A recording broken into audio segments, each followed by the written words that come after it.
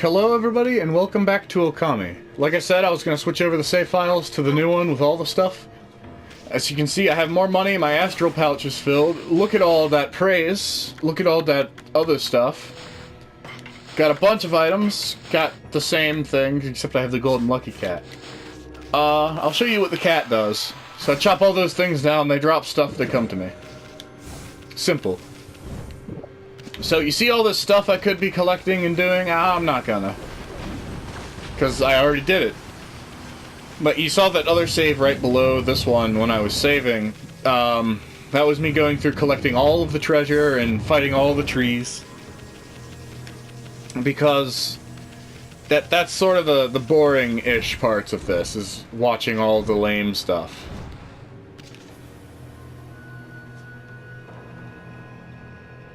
And for a first dungeon, this is very, very simple.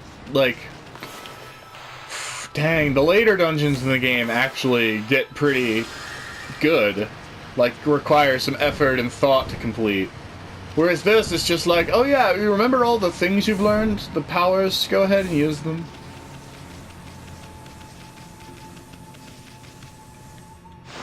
Now we're introduced to a new enemy type. All the enemies up until this point, you could just spam with brush abilities and defeat. This is the first enemy you encounter where you have to actually hit it with attacks.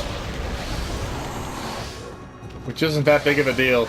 Because I've upgraded my weapons with gold dust by this point, as well.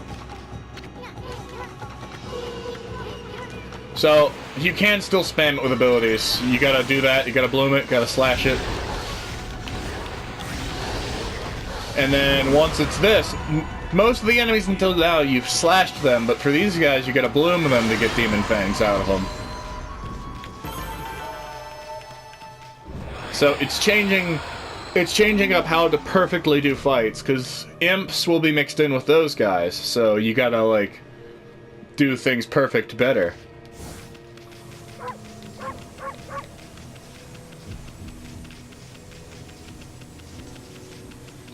Now, I won't always have this split save system going on. Like, I will for a vast majority of the playthrough of this game. But at some point, the playthrough and my personal save will catch up with each other. Also, wait, gotta cut all the things. And when they catch up with one another, I will basically just play I'll play collecting everything and doing everything when the saves line up with each other. Because that's what I would do on my own anyway. I'm just sort of getting through the beginning, sort of slow parts of the game as fast as possible by not collecting every last thing that I can.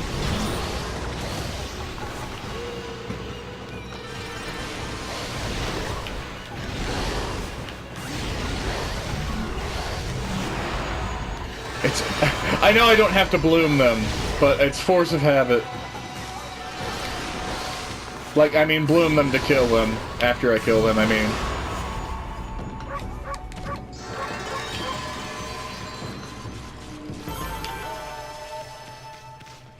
So the dungeons have lots and lots of, like, required fights. And for the most part, they're very easy. Like that one. But, like I said, later in the game, like, the bosses get difficult if you don't know what you're doing, and the fights get difficult if you don't know what you're doing. And even if I do know what I'm doing, some of the fights are still hard.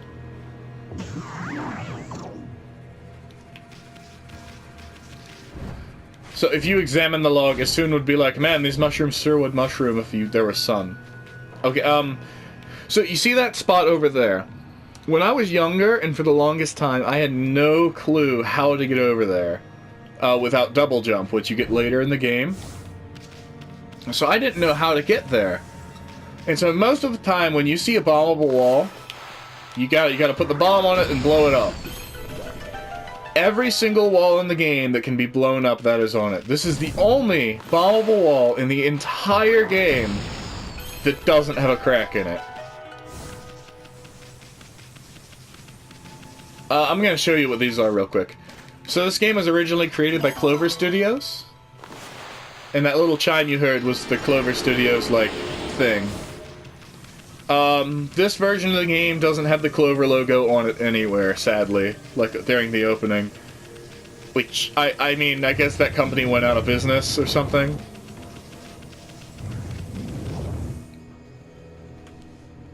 Oh, this was another part. When I was younger, I was like pooping my pants when I got to this. I'm like, oh no, it's super spooky. What's gonna happen? There's lots of goop down there. So, soon sneezes. The tiny thing on my face sneezes hard enough to cause the bridge to actually start falling apart.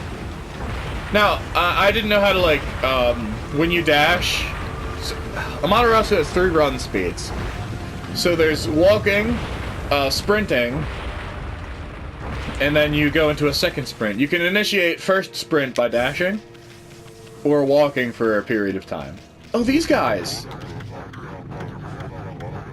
So he's like, foolish, you won't be able to defeat my weak points. And I'm like, bet. And boop.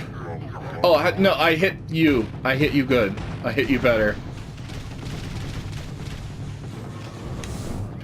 Excuse me, sir. I would like to try again. Boop. Boop. There we go. Were my weak points so obvious? I failed, but I died a warrior's death. Hublar.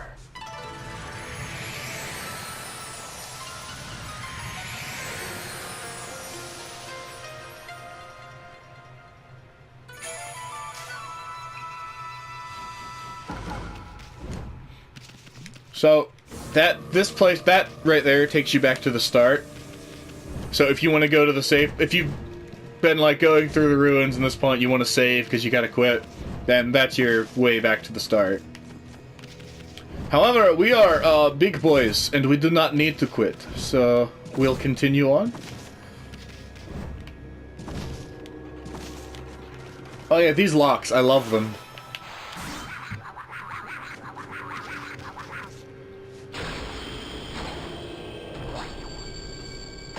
You gotta unlock their face.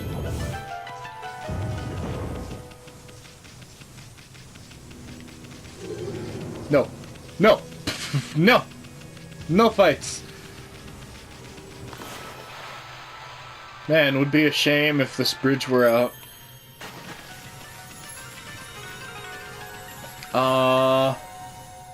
Wait a minute. Wait a minute. Thinking. Was this... I'm thinking about my saves and where I saved. No, okay. So I saved at the start of the ruins, and I saved before the boss. Now right here we're gonna do some required combat. And I don't wanna. I have to, but I don't wanna. The fighting in this game is kinda lame until you get, like, further and there's more enemies.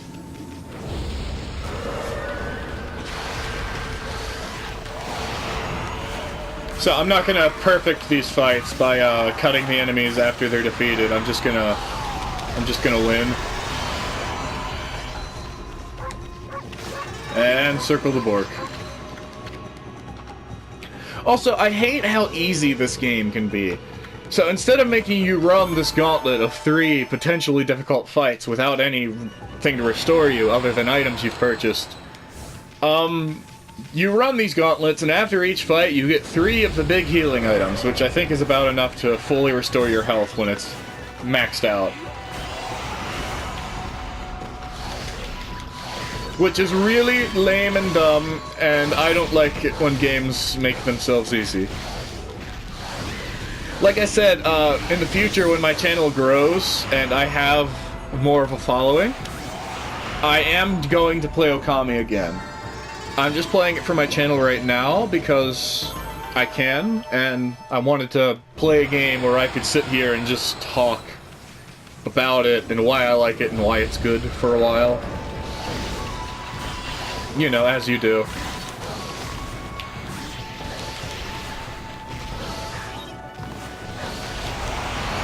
But,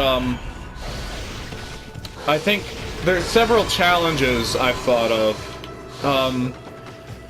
One of which I did play a little bit on PS2, where I go through the entire game without upgrading anything.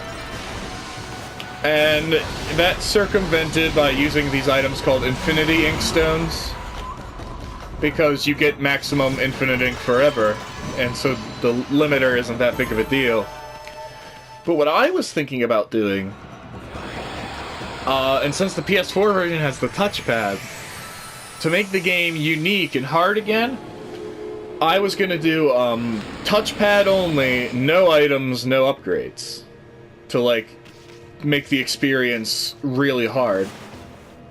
Now, the no upgrades has some exceptions, like I will upgrade my wallet, because you need to have more money than you have your capacity for in the game. And it's not like I'm using that money to go buy items. I'm using that money, what little I get, for required things throughout the game, not for, you know, healing items or stuff. And I don't need to buy food bags, because I'm not going to be feeding any of the animals, because I'm not going to be upgrading anything. So everything helps itself. I think the only thing I'll do is train at the dojo, or... Okay, I'll only train at the dojo twice, because there's 2 upgrades I need that are, like, required. But I don't think I'll upgrade anything beyond that. Because... That'll be the hard mode playthrough. Okay, you know how the ruins were goopy? Now they're not. Say bye to all your goop.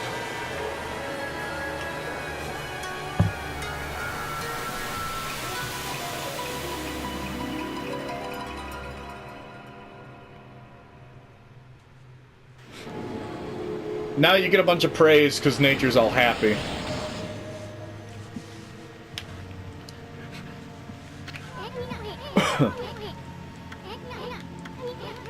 Looks like a great place for a swim. There's even a waterfall.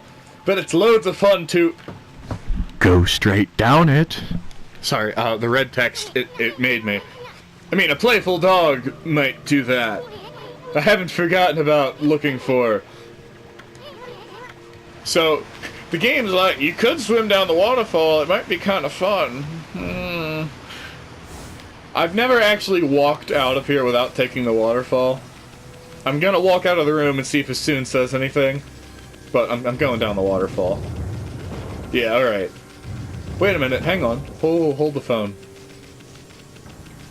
So if everything's been restored and there's no more goop... I want to check something. Excuse me, Mr. Damons. So, if there's no goop, the game would never expect me to come back here. Ah! So that door is sealed off permanently because they don't want to change all of that goop into water. Game design. And I'm not going to go down the waterfall, I'm just going to jump off this bridge because it's faster. I can't jump off of the bridge because it's faster. Okay, game.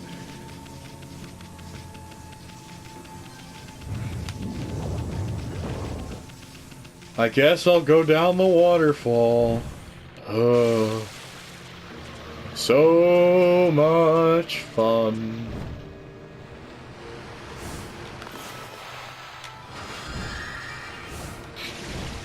Actually, wait a minute. Oh, in my actual playthrough, I don't think I bloomed that clover right there. I could be wrong, but I don't think I did.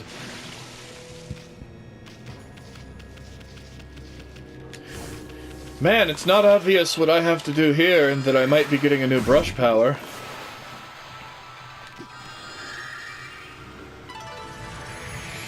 Oh yeah, so, some of you might be wondering, or nobody's wondering, but I didn't know this when I played through the game, like my first couple times. But if you press triangle, it makes thick brush strokes, like this. If you press, what was it? No, square makes normal. Hang on. No, actually, there was a way to make thin brush strokes, but I don't know if that's still a thing. Oh no, if you hold circle, you go real fast, and it makes the brushstrokes thinner. I mean, those tips are completely irrelevant, but they're tips. They're my tips. Trademarked. Damn, I wish I could edit these videos and add like pop-up text or like if I say a funny joke like in Amaterasu was facing the camera, I could like zoom in on the derpy wolf face and skew the angle, right? And then that would make a funny joke. Alright, we're about to get another brush power. I'm gonna skip the cutscene because it's one of the monkeys again. Well, I'm gonna let the introduction play for the monkey because it does a thing that might be humorous.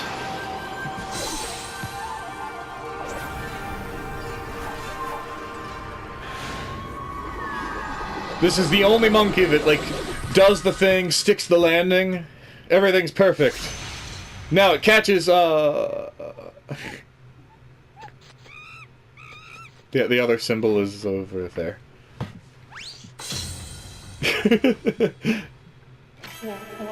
Video games. So these, things right here, and this is why I upgrade my ink so much to start. Not only because I abuse it in combat, but there's some really cool stuff you can do with these vines. So there's platforming that needs to be done with these. And normally you land on it and then turn your camera to look for the next one. I like to do it this way and, like, just never detach from the vines ever.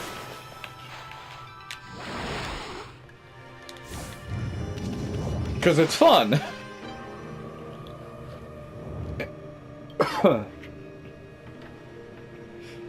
So now we're getting near the top, and it's all like, man, look how far you've come. This is a dungeon.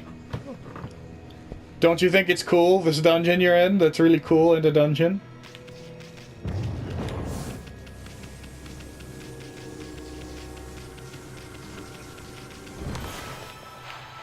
So I like how the game...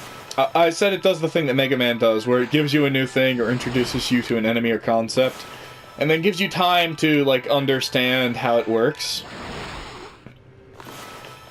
So, it isolated you, gave you one blossom to play with, to see that the blossoms do stuff, and then it's making you platform with them. Oh yeah, anybody want to have an aneurysm? I can cause some aneurysms with this. Wait a minute. Here we go. Tie that one to there. Put this one over here. Put this one on that one. There you go. That's some memes for you. I mean, not memes, but it definitely makes me uncomfortable. Oh yeah, one of my favorite rooms in the game. I know this game has a lot of my favorite things in the game, but this room with all these statues is, like, top of the list. Look at all the things.